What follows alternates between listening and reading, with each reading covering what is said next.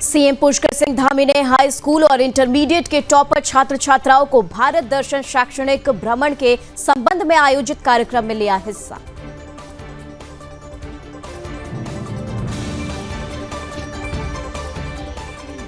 लंबे इंतजार के बाद पहाड़ों पर शुरू हुई बर्फबारी। उत्तराखंड के कई हिस्सों में बर्फबारी, पहाड़ से लेकर मैदान तक तापमान में गिरावट।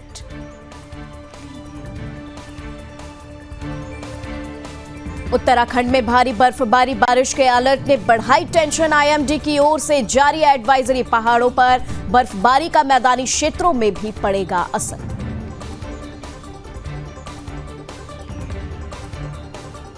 उत्तराखंड में पूरे साल चारधाम यात्रा के संचालन पर बोले कैबिनेट मंत्री प्रेमचंद अग्रवाल। कहा, शीतकालीन चारधाम यात्रा को लेकर सभी लोगों में उत्साहित, सरकार की ओर से किए जा रहे सभी तरह के सकारात्मक प्रयास।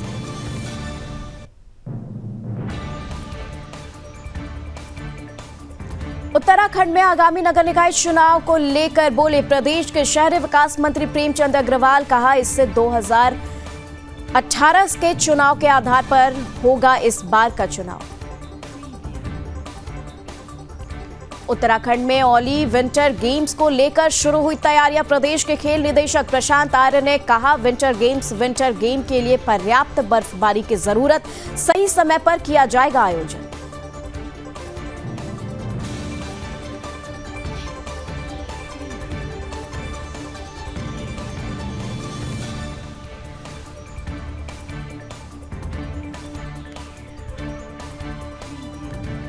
उत्तराखंड के रामनगर में बड़ी लापरवाही आई सामने। रोडवेज बसों में नहीं हो रहा फॉग लाइट्स का संचालन। बिना फॉग लाइट के सफर करना हो सकता है जानलेवा।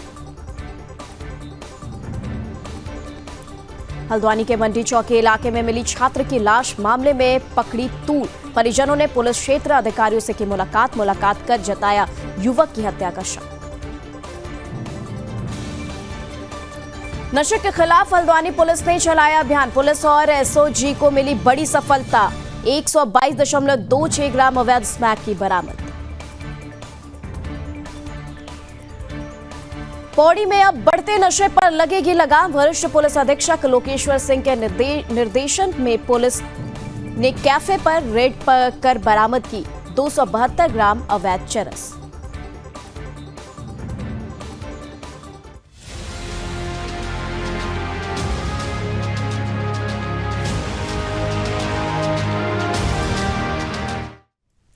नमस्कार, सुदर्शन न्यूज देख रहे हैं आप। मैं हूं आपके साथ निमित सिन्हा और स्वागत है आपका अपना उत्तराखंड में। तो चलिए उत्तराखंड की खबरों की शुरुआत करते हैं और आपको बता दें कि बांग्लादेश में हिंदुओं पर हो रहे अत्याचार और नरसंहार को लेकर रुद्रपुर के गांधी पार्क में विशाल धरना और जन आक्रोश प्रदर्शन का आयोजन किया गया, जहां कई हजारों की संख्या में हिंदू संगठनों के लोगों ने हिस्सा लिया। इसमें कई संगठन के पदाधिकारी और कई दलों के नेता भी शामिल हुए। इस दौरान जहां बांग्लादेश में हो रहे अत्याचार को लेकर जिला अधिकारी के माध्यम से राष्ट्रपति को ज्ञापन प्रेषित किया गया है।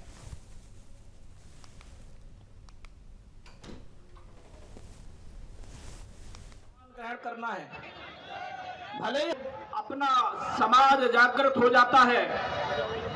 ये बांग्लादेश में जब से तख्ता पलट हुआ है तब से लेकर आज तक हिंदुओं पर टारगेट करके अत्याचार किया जा रहा है, उनके घरों को जला दिया जा रहा है। वहाँ हिंदू अल्पसंख्यक है, वहाँ घरों में रह नहीं पा रहे, उनके घरों को जला दिया गया है। हमारी बहन बेटियों के साथ बलात्कार किया जा रहा है। ये बहुत ही निंदनीय है, बहुत ही शर्मनाक है। आज हम लोग भारी संख्या में, हजारों की संख्या में मानवाधिकार मंच के नेतृत्व में गांधी पार्क में हम इकट्ठे हुए हैं। आज हम लोग जन आक्रोश और धरना प्रदर्शन कर रहे हैं, विशाल प्रदर्शन कर रहे हैं। ये हम बांग्लादेश की सरकार को जगाने के लिए कर रहे हैं कि आप जाग जाओ और हिंदुओं पर और अल्पसंख्यकों पर अत्याचार बंद कर दो, और नहीं तो पूरा विश्व देख रहा है। बांग्लादेश में हिंदुओं पर अत्याचार हो रहा है, जिस तरीके से वहाँ मंदिरों का विध्वंस किया जा रहा है, देवी देवताओं के मंदिरों का विध्वंस किया जा रहा है, वहाँ पर गांव के गांव जलाए जा रहे हैं, स्कूलों में छात्रों पर आक्रमण किए जा रहे हैं, बच्चियों के साथ अनाचार, बच्चियों के साथ अपमानजनक व्यवहार किया जा रहा है, उनकी अस्मिता के साथ खेला जा रहा है। जिस तरीके से हिंदू साधु संतों के विरुद्ध आक्रमण हो रहे हैं, उन्हें गिरफ्तार किया जा रहा है और गिरफ्तार करके अगर कोई उनकी पैरवी कर जाता है तो उग्रवादियों के द्वारा उन्हें गोली। इसी के साथ उत्तराखंड में चार धाम यात्रा अब तक केवल गर्मियों में ही आयोजित किया जा रहा था, लेकिन अब लंबे समय से शीतकालीन में भी चार धाम यात्रा आयोजित करने की मांग बढ़ रही थी, जिसको देखते हुए सीएम धामी ने एक बड़ा फैसला लिया और प्रदेश में अब गर्मियों के साथ साथ सर्दियों में भी चार धाम यात्रा का आयोजन किया जाएगा, जिसकी घोषणा खुद सीएम धामी ने की है। इसको लेकर प्रदेश के कैबिनेट मंत्री प्रेमचंद अग्रवाल ने कहा कि शीतकाल चार धाम यात्रा को लेकर सभी लोग उत्साहित हैं। सरकार की ओर से सभी तरह के सकारात्मक पहल और प्रयास भी किए जा रहे हैं। ऋषिकेश चार धाम यात्रा का पहला पड़ाव होता है और यहीं से सभी व्यवस्थाओं को दुरुस्त करने के लिए सरकार ने अधिकारियों को निर्देश भी दिए हैं।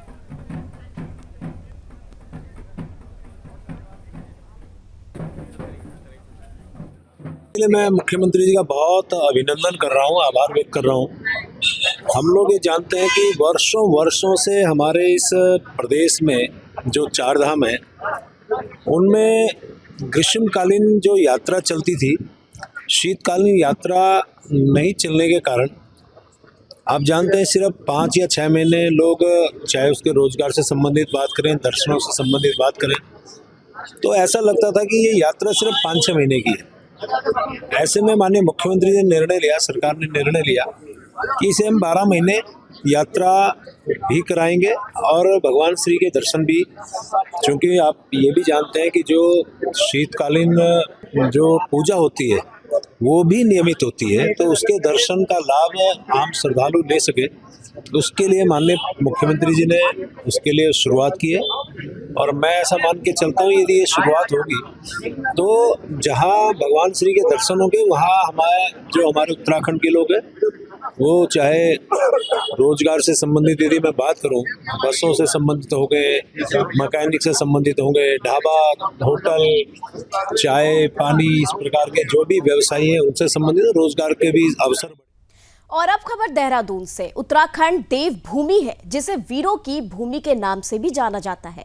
उत्तराखंड में देश के लिए खुद को न्यौछावर करने वाले वीर सपूतों की कोई कमी नहीं है। यहाँ पर यही वजह है कि देश के लिए शहीद होने वाले सैनिकों में हर चौथा सैनिक उत्तराखंड का ही होता है। इसी बीच प्रदेश के सैनिक कल्याण मंत्री गणेश जोशी ने शहीदों के परिजनों के लिए राज्य सरकार की ओर से तमाम कल्याणकारी योजनाएं चलाई जाने की बात कही है। राजधानी देहरादून में सैनिक कल्याण मंत्री गणेश जोशी ने शहीद भूपेंद्र कंडारी द्वार का लोकार्पण भी किया है। इसी के साथ यहां उन्होंने कहा कि शहीदों के एक परिजन को सरकारी नौकरी देने का काम धामी सरकार की ओर से किया जा रहा है। इसके अलावा शहीदों को सम्मान देने के लिए हर स्तर से सरकार सकारात्मक पहल भी कर सकती है।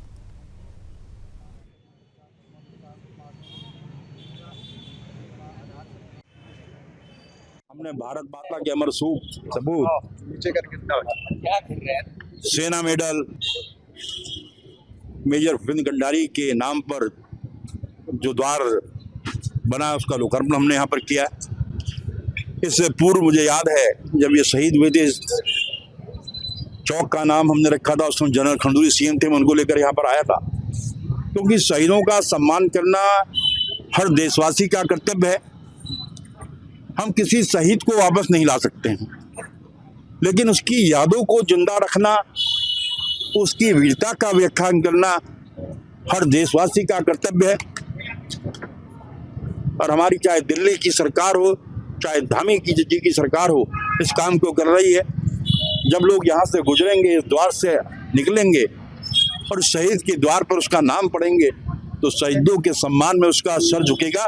तो इस शहीद के लिए सच्ची श्रद्धांजलि होगी। मैं दिल की गहराइयों से उस महान नायक को नमन करता हूँ, क्योंकि ये वीरों। और चलिए अब एक खास खबर आपको निकाय चुनाव से संबंधित बताते हैं, जहां के पौड़ी में आगामी निकाय चुनाव की आहट के साथ ही कांग्रेस मजबूत दावेदारों की खोजबीन में जुट गई है। जिसको लेकर कार्यकर्ताओं के बीच आज पौड़ी पहुंचे पूर्व विधायक मसूरी ने पार्टी कार्यकर्ता के साथ जिला पंचायत सभागार में कांग्रेस कार्यकर्ताओं के साथ बैठक की, जहां जिला अध्यक्ष विनोद नेगी की अध्यक्षता में आयोजित बैठक में प्रबल दावेदारों के नाम सामने रखे गए, जिसको लेकर कार्यकर्ताओं के साथ जोत सिंह गुनसौला ने विचार विमर्श भी किया। उन्होंने कहा कि आगामी निकाय चुनाव में कांग्रेस की जीत हो, इसको लेकर सक्षम दावेदारों के नामों का चुनाव होना है।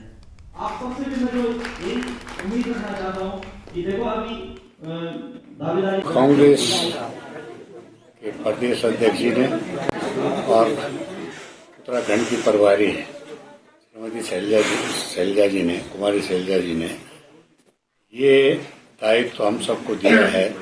13 जिलों में 13 पर्यवेक्षक नियुक्त किए हैं। उसमें पौड़ी जिले के लिए हमको भी ये दायित्व दिया कि आप वहां पर जाकर स्थानीय निकाय के जितने संभावित प्रत्याशी हैं उनसे भी मिलिए।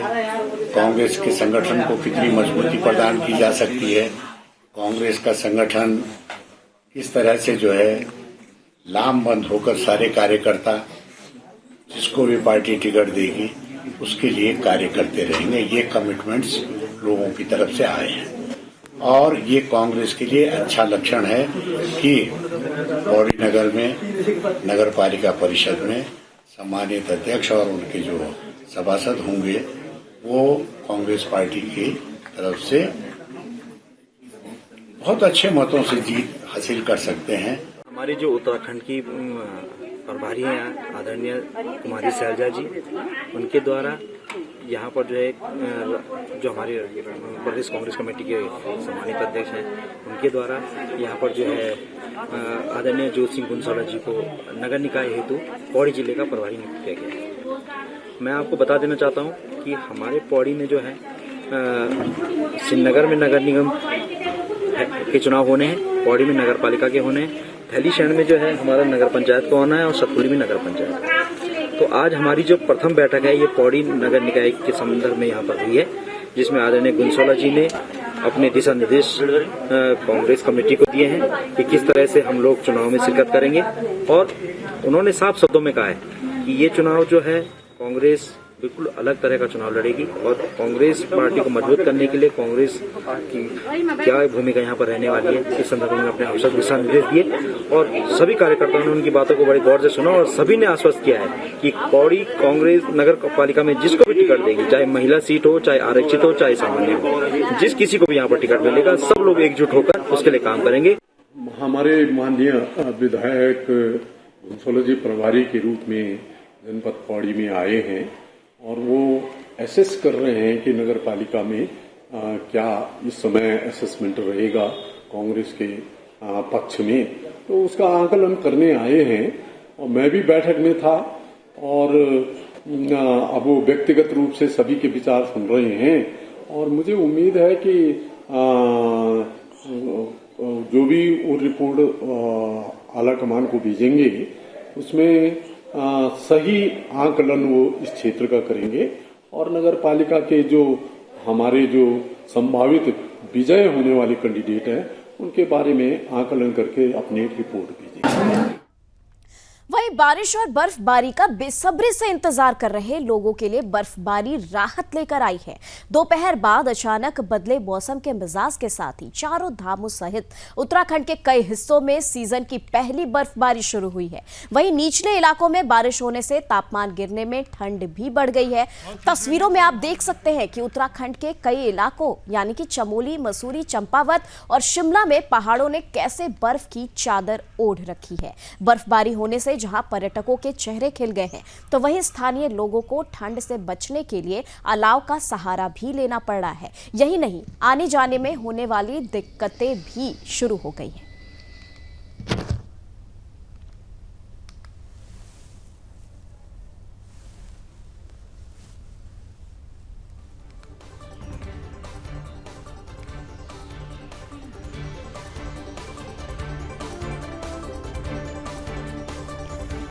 तो देखिए, अलग अलग तस्वीरें आपको दिखा रहे हैं टीवी स्क्रीन पर। चमोली से, मसूरी से तमाम तस्वीरें आप देख रहे हैं जहां पर बर्फबारी का ये सुंदर, ये खूबसूरत नजारा उत्तराखंड से आपके लिए लाए हैं, जहां पर कितने सुंदर तरीके से बर्फबारी यहां पर हो रही है। और आपको बता दें, हर तरफ मानो बर्फ की चादर से पूरा इलाका ढका हुआ नजर आ रहा है।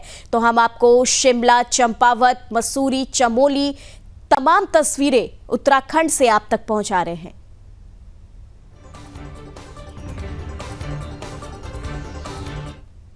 और चलिए इसी के साथ हल्द्वानी की तरफ रुख करते हैं। नशे के खिलाफ चलाए जा रहे अभियान में लाल कुआं पुलिस और एसओजी को एक बार फिर बड़ी सफलता मिली है। लाल कुआं पुलिस ने भारी मात्रा में स्मैक के साथ एक युवक को गिरफ्तार किया है। पुलिस ने पकड़े गए आरोपी के पास से 122.26 ग्राम अवैध स्मैक बरामद की है। पकड़ी गई स्मैक की कीमत 36 लाख रुपए बताई जा रही है। मामले को लेकर एसएसपी प्रहलाद नारायण मीणा ने बताया कि पुलिस ने स्मैक के साथ एक युवक को गिरफ्तार किया है, जिसके खिलाफ एनडीपीएस एक्ट के तहत मुकदमा दर्ज कर लिया गया है। आरोपी को कोर्ट में पेश करने की तैयारी हो रही है।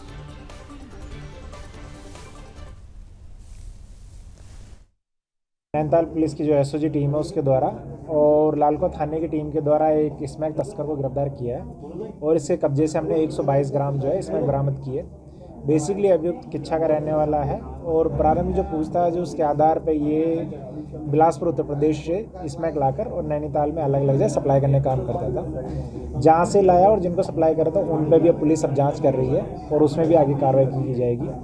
122 ग्राम जो स्मैक है उसकी जो मार्केट में जो रेट चल रही है उसके हिसाब से लगभग 35 लाख रुपए की स्मैक की बरामदगी हमारे द्वारा की गई। इसमें दोनों टीम एसओजी की टीम थी और लालकुआं थाने की जो टीम है उनके द्वारा काम किया गया और इस शानदार काम के लिए इस टीम को 2,500 रुपये का इनाम दिया गया।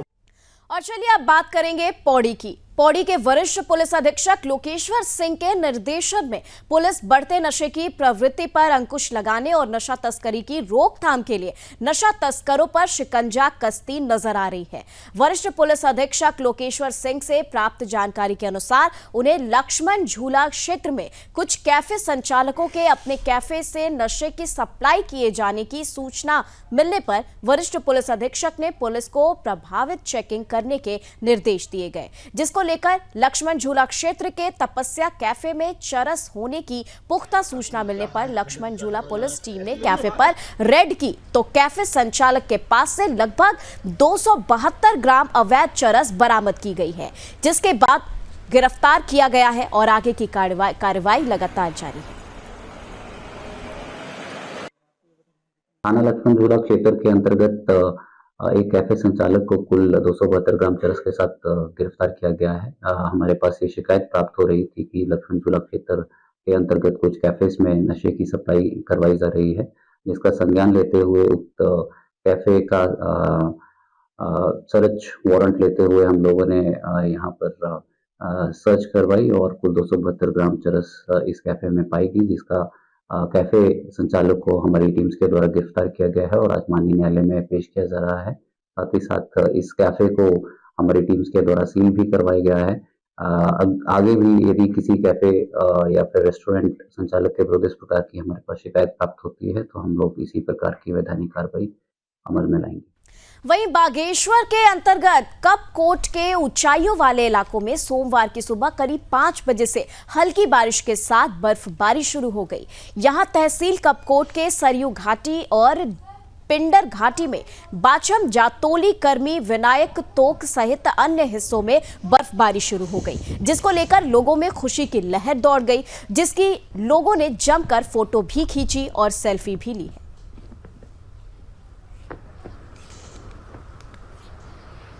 और चलिए इसी के साथ बात करते हैं लाल कुआं की। लाल कुआं कोतवाली क्षेत्र में बिंदु खत्ता से 3 दिन से लापता युवा व्यापारी का लाल कुआं पंतनगर बाईपास के पास झाड़ियों से शव बरामद हुआ है, जिसके बाद मौके पर लाल कुआं पंतनगर पुलिस के साथ साथ फॉरेंसिक टीम और वन विभाग के कर्मचारी जांच पड़ताल में जुट गए। क्षेत्रवासी उक्त व्यापारी की मौत हाथी के हमले से होने की आशंका जताई जा रही है। मिली जानकारी के अनुसार 6 दिसंबर से लापता कालिका मंदिर क्षेत्र में साइकिल मरम्मत की दुकान चलाने वाले हरपाल किसी काम से घर से निकला था, जो कि आज तक वापस नहीं लौट पाया। परिजनों ने लाल कुआं कोतवाली में उसकी गुमशुदगी की रिपोर्ट दर्ज कराई है, जिसके बाद आज सुबह चरवाहों ने पंतनगर बाईपास के पास रुद्रपुर रोड में मिट्टी से लथपथ हुए हरपाल के शव को बरामद किया है। मामले पर वन क्षेत्राधिकारी रूप नारायण गौतम का कहना है कि युवक की मौत हाथी के हमले से होने की संभावना है।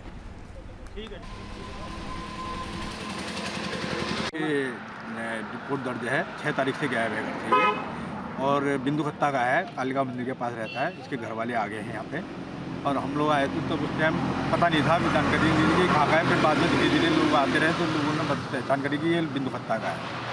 ऐसी कोई जानकारी नहीं है, लेकिन यहाँ पे जो स्थिति है वो हाथी का रास्ता है, यहाँ से आना जाना। बगल में गोबर भी पड़ा हुआ हाथी का, और हो सकता है कि हाथी के द्वारा भी मर सकता है वो। बाकी डॉक्टरी रिपोर्ट के बाद ही पता चलेगा। डेड बॉडी किसकी है? ये कोई बिंदु खत्ते का लड़का है, इसकी डेड बॉडी मौके पर है। थाना पंतनगर पुलिस यहाँ मौके पर मौजूद है, और प्रथम दृष्टया ऐसा लग रहा है कि हाथी द्वारा इसको मारा गया है। देखते हैं पीएम रिपोर्ट में क्या निकलता है।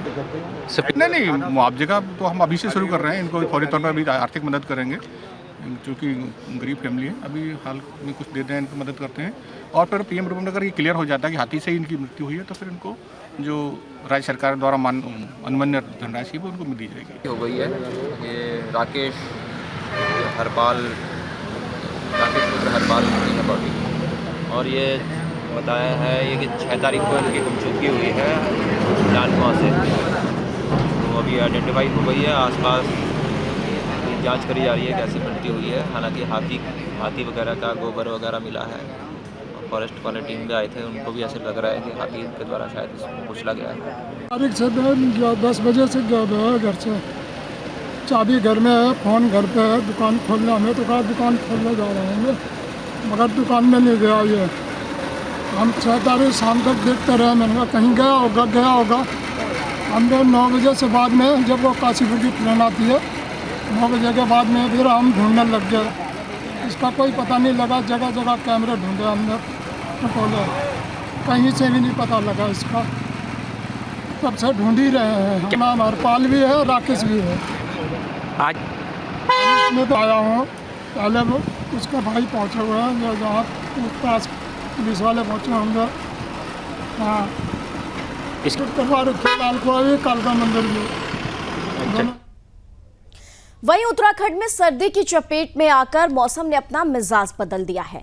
कोहरे ने सड़कों पर अपनी पूरी मौजूदगी दर्ज कर दी है, लेकिन उत्तराखंड और सड़क सुरक्षा के लिए जरूरी उपायों में से एक फॉग लाइट अब भी रामनगर डिपो की बसों में पूरी तरह से लागू नहीं हो पाई है। सड़क दुर्घटनाओं को कम करने के लिए ये लाइट्स बेहद जरूरी है, लेकिन अधिकारियों की लापरवाही के चलते मुसाफिरों के लिए सर्दी के इस मौसम में सफर करना मौत के सफर जैसा साबित हो रहा है। दरअसल सर्दियों के मौसम में कोहरे के चलते उत्तराखंड की सड़कों पर विजिबिलिटी बेहद कम हो जाती है। ऐसे में रोडवेज बसों में फॉग लाइट्स का होना जरूरी है। ड्राइवरों को सही रास्ता दिख सके, इसके लिए फॉग लाइट जरूरी है, लेकिन रामनगर डिपो की बसों में स्थिति अलग है। कई बसों में फॉग लाइट्स तो लगी हैं, लेकिन वो जल नहीं रही, जो कि बड़ी गैर जिम्मेदारी को दिखाता है। और हालांकि जिम्मेदार अधिकारी व्यवस्था दुरुस्त होने की बात कर रहे हैं और दावा कर रहे हैं कि जल्द ही सभी बसों में फॉग लाइट्स लगाई जाएंगी, लेकिन सवाल ये उठता है कि आखिर कब। ऐसा इसके लिए फॉग लाइट, गाड़ी में फॉग लाइट होती है। हमारे वहाँ फॉग लाइट लगी है गाड़ी में। जिन गाड़ी में फॉग लाइट नहीं है उनको दुरुस्त करते हैं। हम जल्दी ही उनको ठीक ठाक करा करके फॉग लाइट लगा देंगे। वहीं उत्तराखंड में फरवरी मार्च में ओली विंटर गेम्स को लेकर भी सभी तैयारियों का चाक चौबंद किया जा रहा है, जिसको लेकर प्रदेश के खेल निदेशक प्रसाद आर्य ने कहा कि हर बार की तरह विंटर गेम्स को लेकर तैयारियां जारी हैं। विंटर गेम्स के लिए पर्याप्त बर्फबारी की जरूरत होती है। ऐसे में इसके लिए जैसे ही पर्याप्त समय देखने को मिलेगा, इसका आयोजन किया जाएगा। ओली में आयोजित होने वाले विंटर गेम्स के लिए इंडियन ओलंपिक एसोसिएशन की एडहॉक कमेटी ने होस्टिंग भी की है, और इसी को देखते हुए ओली में मौजूद सभी संसाधनों को लेकर तैयारी की जा रही है। विंटर गेम्स उत्तराखंड में स्पेसिफिक है, हम लोग ओली में पहले से करते रहे हैं, अभी करेंगे। हाँ, उसमें ये जरूर रहता है कि बर्फ का जो क्वांटिटी है उसके ऊपर वो डिपेंड करता है। बहुत कम क्वांटिटी में नेशनल गेम्स या उस तरह का गेम जो बर्फ पे खेले जाते हैं वो संभव नहीं हो पाते हैं। तो वो हमारा अपनी तैयारियां, क्योंकि हम लोग पहले से इसको करा रहे हैं यूटीडीबी के सहयोग से, आईटीबीपी के सहयोग से, और हमारा अपना GMVN का जो हमारी टीम है, तो उसके लिए हम रेडी हैं। तो फरवरी मार्च में जब भी इसका टाइम बर्फ का मिलता है और जब इसका अप्रूवल हो जाता है कि हाँ the place is ready for games, तो उसी समय फिर इसका हम लोग आयोजन पूर्व की भांति कराएंगे।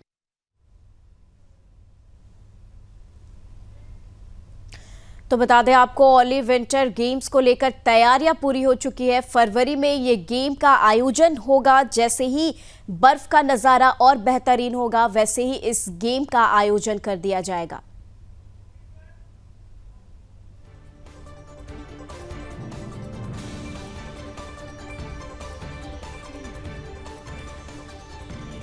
तो बता दें आपको, ओली में आयोजित ये गेम के बारे में आपको जानकारी दे दें कि ओली में आयोजित होने वाले विंटर गेम्स के लिए इंडियन ओलंपिक एसोसिएशन की एडहॉक कमेटी ने होस्टिंग दी है। इसी को देखते हुए ओली में मौजूद सभी संसाधनों को लेकर भी तैयारी की जा रही है। फरवरी माह में इसका आयोजन होगा।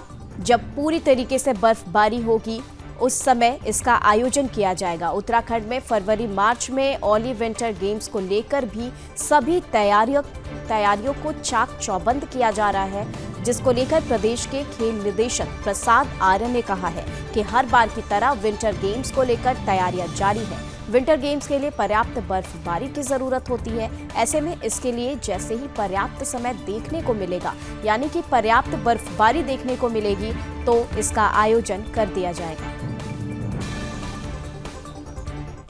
तो चलिए, इसी के साथ अपना उत्तराखंड में बस इतना ही, लेकिन देश दुनिया की तमाम खबरों के लिए आप देखते रहे सुदर्शन न्यूज। जय हिंद।